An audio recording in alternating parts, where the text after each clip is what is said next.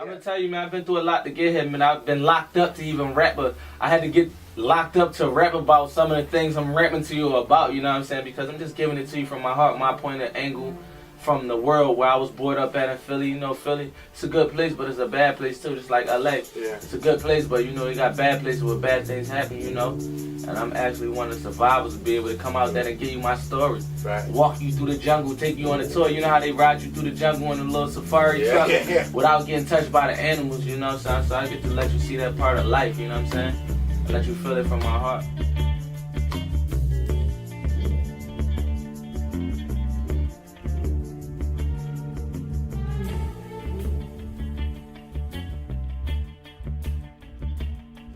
If I record 100, man, we just try to pick the best 15 we think. I try to do a group thing, you know what I mean? It ain't all about my opinion, it's about other people how the outside. You might be the person that be in the studio one day, I'm having a listen session, and you letting me know what songs you like, or whatever everybody leaning to the most, that's what I might go with, and then we throw some on the mixtape.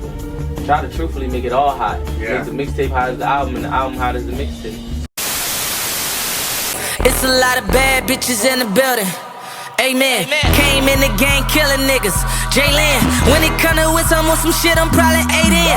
And I got that photo at tomorrow and on the way in. Y'all niggas come out, all the hoes stay in. Every time I come out, movie in the making. Realest nigga in it, all you gotta do is say it. If a nigga rap this and when I see him, I'ma spray him like bang. Now it's a lot of bad bitches in the building. Amen. A couple real niggas in the building. Amen. I'm fit to kill niggas in the building. Amen. I tell her way to 50 bottles and she tell me say when and I say church. We make it light up like a church. She wanna fuck and I say church. You live on Sunday like a church. Preach. I tell her meet me in the bathroom. I fuck her out of water running her for knocking at the door and she screaming out I'm coming in my youngin' in my oven room. Fucking up my shit, she tell me boy don't grab my hair because you fucking up my weave. I got 100 bottles. It's a rock boy. All my jerk coat is fuck, but I'm a hot boy. All these stones in my chain made me a rock boy. And I heard you niggas talking money, you should stop, boy. My new young chick look exactly like Rihanna. Ass like Nicki, but she yellow like Madonna. I take her to the mall, buy all type of designers, YSL, flashing out, all that Dolce and Gabbana. I jump right back. In the kitchen going ham again. Fucking with them birds like Kim and them. I tell you what's the word when the 10 is in. We them niggas on the curb with them hammers in. Whole brick, throw it on a triple beam.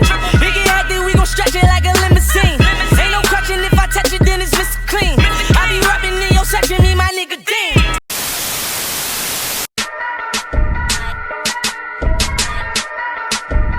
So man, bro, it's 2012. Meek Mill is fresh off Dreamchasers 1, bro. MG is running the game. I mean, that ass going insane, bro, with the whole just roster doing it, bro. And the anticipation for his next tape is at an all-time high, bro. So when Dreamchasers 2 finally dropped, bro, it was so massive, it literally crashed that piff, bro. With DJ Drama hosting the tape, cinematic beats, bro, and features that made it feel like a debut album. This wasn't just another mixtape, bro. It was a cultural event that cemented Meek Mill's legacy, bro. This is the lore behind the classic Dreamchasers 2. Oh man, bro, to really get to this point of this tape, bro, you have to take it all the way back to his early days, bro. I mean, literally, bro, his Philly grind, bro. That ass, bro. Before the world knew him as Meek Mill, bro, Meek Mill was deep in the Philly underground battle rap scene, bro. I mean, that ass, bro. He built a reputation on raw freestyles, DVDs, and that hunger delivery that made him stand out in a city full of spitters, bro. Cause if you know any rap niggas that come from Philly, bro, you know them niggas really know how to rap, bro. Like when they come to that rap, like they keep that shit raw and uncut, bro. Niggas be trying to play people out there, bro. Them niggas really know how to do, like literally know how to spit, bro. Gilly the Kid, for example, bro. He's from Philly, bro. Like people know Philly like Gilly for like the podcast, but OGs really know Gilly with the rap and shit. And Gilly really can rap. I mean, hence why he always like get brought up if you talk about Lil Wayne early days and shit.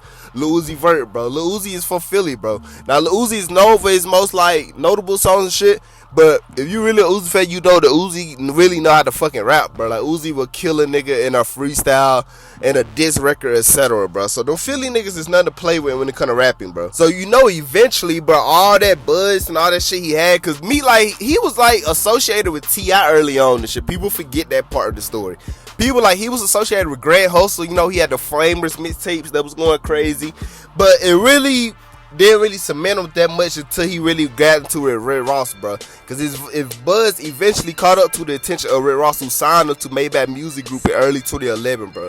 This cosign gave Meek a national platform. MG was hot at the time, bro. That ass like Rick Ross was coming off multiple classic albums, and he was getting ready to start his mixtape run and shit like that, bro. Wale was also on the same thing, bro, dominating with the mixtapes and shit.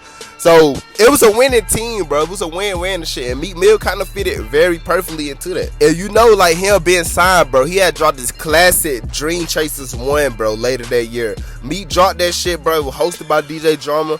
And that tape was filled with pure hunger, bro, gritty beats and street anthems. And tracks like Middle of the Summer and House Party gave him his first national-wide recognition, bro. The House Party video especially, bro, it caught fire and it literally became a breakout moment for Meek Mill's image, bro. Like I said, niggas knew who Meek Mill was, but this was when the world was starting to really catch wind and shit. You know, you had I'm a Boss and all that shit going crazy too.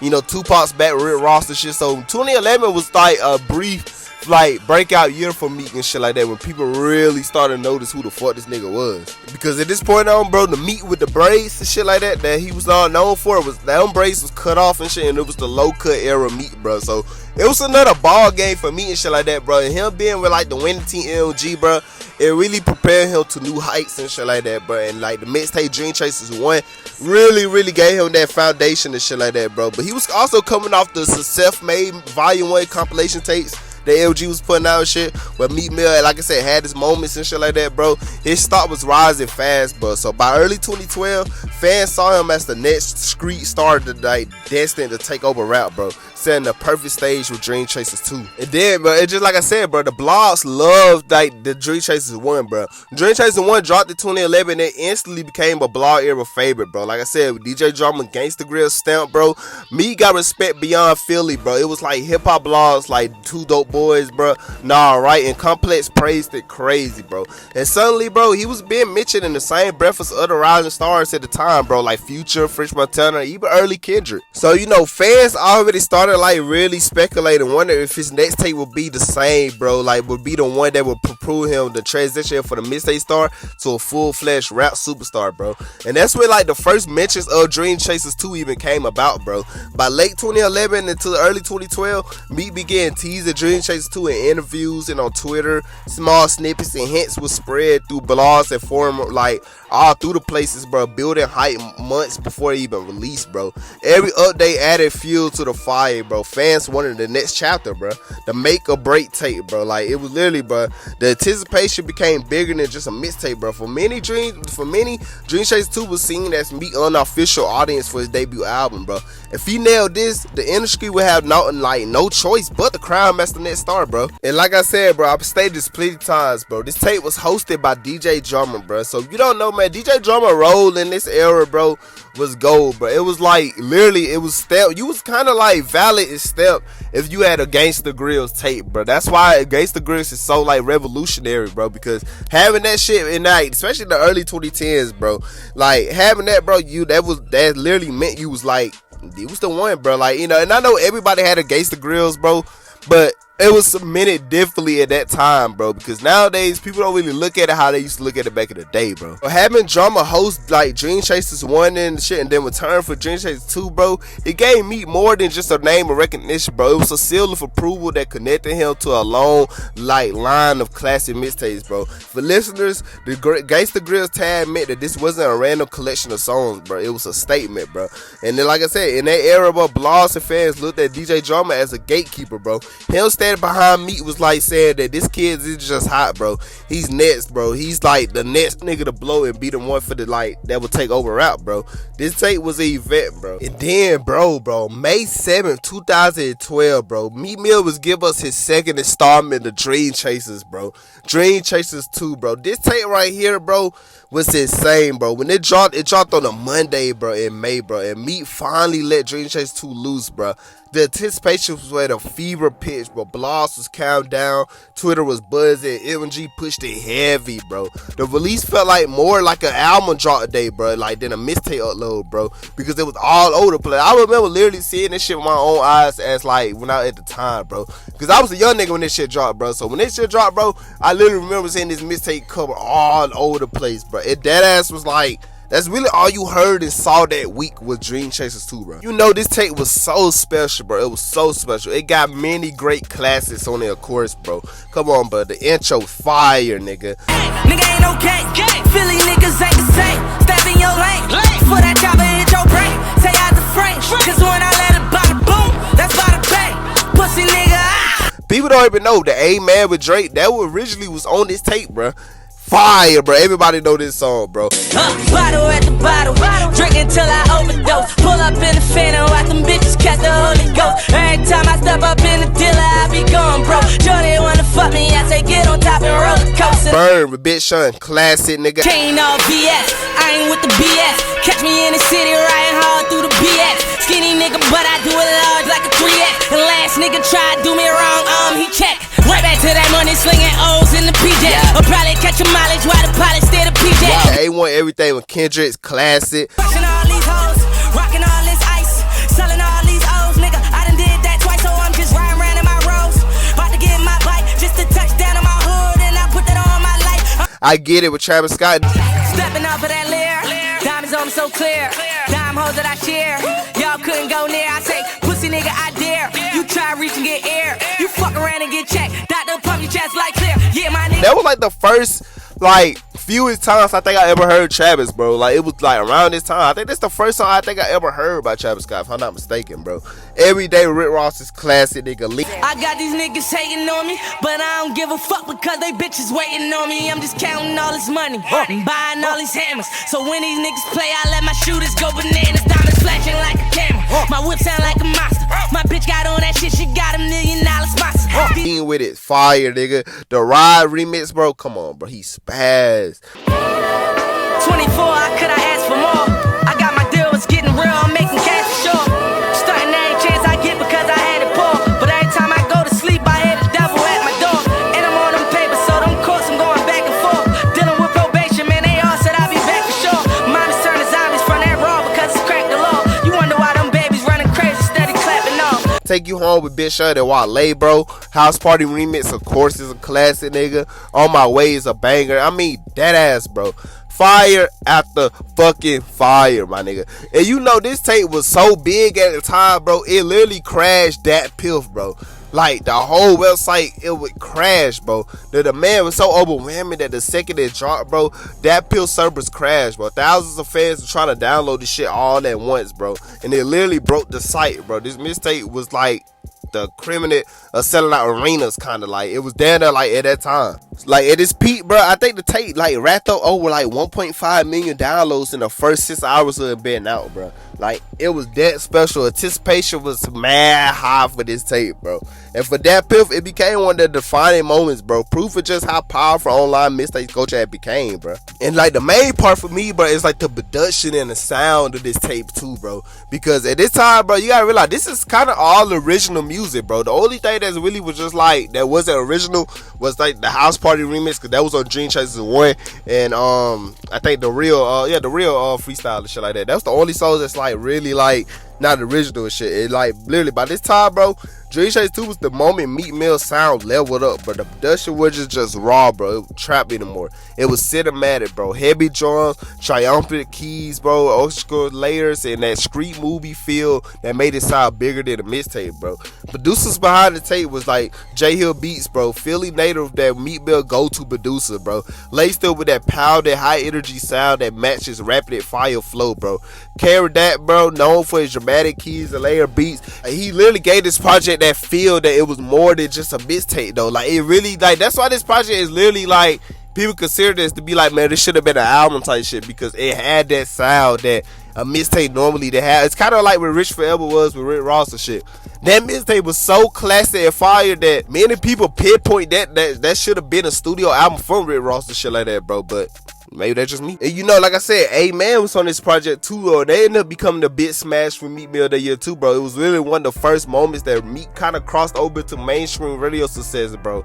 A Prayer turned the party track into that put up on the charts, bro. And like I said, this is Drake, bro. Like, you know, Meek and Drake, the beginning of Meek and Drake and shit like that. Now, we all know where it went on, happened years later after this, but that's another story for another day. The balance of the sound Meek did too, bro. Cause while the tape had explosive anthems, bro, Meek also mixed in street cuts and introspective moments, bro. Tracks like Traumatized, bro, touched on pain and loss, bro, proving that he could do more than just chase bangers, bro. The balance gave the tape a replay value and made it feel layered, bro. And then Meek delivery on this tape was insane too, bro. Over these beats, bro, Meek sharpened his rapid fire, breathless flow, bro. Almost like he was racing against the instrumental, bro. That it like became his signature sound, bro. The sound of someone literally chasing dreams through the mic. The promo for this tape was also crazy too, bro. Cause like I said, 2012 was peak MG, bro. Like it literally was, bro. Ross was coming off of, like I said, Rich Forever in January, which was considered one of the hottest mixtapes of the year. Wale was coming off the success of his Ambition album 2012, bro. And just added Meek Rising Buzz, bro. And the like LG brand felt like a dynasty to make it, bro. Their crew, every rollout spit, every release felt like an event. And Dreamchasers 2 was promoted as the next big moment in like LG takeover, bro. And like the visuals upgrade, bro. Unlike the raw street videos for Philly Come Up days, beat visuals for Dreamchasers 2, bro, was highly put like polished and like cinematic, bro. A-Man with Drake captured that mainstream buzz, bro. Burn had a pure chaotic energy, showing like me able to go bar for bar with other young stars, bro. House Party 2, like the videos, like all the image, bro, was just another like star like that made like Meek Mill get that mainstream appeal, bro, but still got that mixtape feel to it. Also, the Dreamchasers brand too, bro. Like by this point, bro, Dreamchasers wasn't just a mixtape title, bro. It was a brand, bro. Almost like a movement, bro. The cover art had a consistent professional aesthetic that matched the ambitious theme, bro. The name itself became tied to Meek's identity, bro. The hungry underdog for Philly chasing bigger dreams. It gave him a lane separate for like Ross luxury rap, or Wale like poetic lane. Meek stood as the voice of ambition, struggle, and triumph. If you ask me like how I feel like this mixtape really stood out at the time, bro, compared to like anything that was coming out at the time, bro, like take it back to Dreamchasers 1 for example, bro. Like leveling it up for that, bro. While Dreamchasers 1 was gritty and raw, Dreamchasers 2 just really felt like a bigger in every single way, bro. The production was sharper, the features was bigger, and Meek delivery sounded more confident, like he knew he was stepping into the spotlight, bro. And like literally, bro, in 2012, bro, like most mixtapes still had a raw around the edges feel, bro. Dreamchasers 2, it sounded like a finished album, bro. That's kind of like MG was treating their mixtapes at the time, bro. They would treat them bitches like they was albums, but they really were just free material that was given to like websites and shit. That would make all that shit sound so crazy. From the clean mixing, bro, from like the sequence, bro, to the star guest appearance of this project, bro. The project felt polished, like enough to be sold in stores, bro. And fans and blogs instantly said that this could have been his debut album, bro. And some even argue that it was stronger than what ended up being this official album, Dreams and Nightmares, bro. Like many, even including myself, bro, many people feel that this like Dreams and Nightmares is a classic too, bro. Don't get me wrong with that. That shit is a banger, bro. We all know how legendary that album became to be. But many people always pinpoint Dreamchasers 2 being that, like, that should have been the studio album, bro.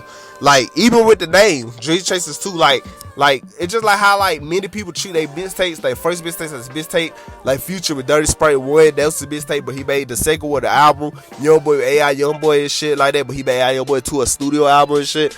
Meek Mill should have did that same formula, bro, because that's how dope this tape really was, bro. It showed that, like, man, this nigga Meek Mill is like, he's that nigga, bro. Dreams Nightmares, bro, it wasn't a letdown, bro, but it really made people just realize, like, damn, like, Dreams Nightmares, like, Dreamchasers 2 should have been the album. There could have been no perfect time for Meek Mill to drop this tape, bro. Like, it literally arrived at the peak of that pill for live mixtapes era, bro. A time where download mixtapes and blog, like, headlines define the artist buzz, bro. The tape recorded, break, and roll out, and, like, that pill crash turned into just another mixtape, bro, into a cultural milestone, bro. It wasn't just the music, bro. It was the event, man. Like, man, the blogs really loved this, like, tape, bro. Like, to a point where it was crowded, bro. Like, fight for the shine, bro. Cause you have to realize to understand that 2012, bro. The dynamic of 2012, bro. A$AP Rocky, Future. So many people was blowing up and coming out, bro. So Meek Mill was overshadowing all this shit with his tape, bro. And it really showed, bro. So by the summer of 2012, it was clear that Meek Mill wasn't just another artist, bro, like that was chasing a dream, bro. He caught that shit. Because Dreamchasers 2 became a blueprint for how mixtapes could rival albums, bro. Its quality features and rollout inspire artists to treat mixtapes as a full-blown statements, bro, not just throwaway collections, bro. You can see you can see it in the DNA, bro. Like, for example, like Future, like legendary 2014 to 15 run with Monster Beast Mode to 56 Nights. Dreamchasers 2 kind of helped set that standard, bro. Like, mixtapes could shift culture just like albums, bro. So it really showed that, bro. And like, definitely, bro. And like, culture just influenced, bro. Like, it captured the energy of the streets, bro, the internet, and the blogs all at once, bro. It showed how a free mixtape could dominate the rap conversation, bro. Just like a platinum selling album, bro. It was ambitious, bro. The audio for it, and it turned Dreamchasers into a permanent part of Meek Mill's identity, bro, making room for Dreamchasers 3, bro. Cause the success of Dreamchasers 2 did just cement Meek Mill rise, bro. It opened the door for Dreamchasers 3, bro, in 2013, bro, which arrived with even bigger expectations, bro. By then, Meek was no longer proving himself, bro. He was solidified a mixtape series that would be remembered as one of the most important trilogies of his era, bro. Because like looking back at it in hindsight, bro, Dreamchasers 2 wasn't just a mixtape, bro. It was the turning point in Meek Mill's career. It catching right on the edge of becoming a superstar, still raw enough to be hungry, but polished enough to compete on the biggest stage, bro. Fans still debate this, if this should have been his debut album. Like, it's just literally one of the what-if situations, bro. And that fact that a free tape sparked that conversation says everything about what the tape legacy brought to it, bro. The Dat Piff crash, bro. The blog love, the anthems, bro. All of it combined into one defining moment of the mixtape era, bro.